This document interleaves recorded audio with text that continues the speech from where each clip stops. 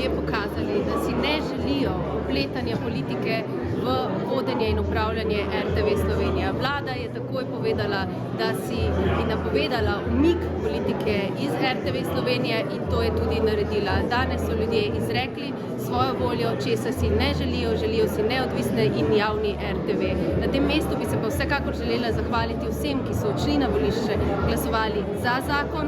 Želela bi se zahvaliti civilni družbi, ki je podprla zakon in tudi ozaveščala o pomenu javne RTV na terenu, med ljudmi in seveda tudi vsem zaposlenim na RTV Slovenija, ki so prestajali v zadnjem času res hude pritiske in na njih tudi javno opozarjali in zaradi tega se želim vsem zahvaliti. Tako da mislim, da je jasno bila izražena volja ljudi, da česa si ne želijo in ne želijo si politične televizije, ampak RTV Slovenija kot mora biti neodvisno in javno televizija, ki informira in obvešča ljudi o vseh aktualnih dejavnosti in seveda ima neodvisen program, tako informativni, kulturni, dokumentarni, otroški in vse, kar spada pod ta naš največji medijski in kulturni zavod.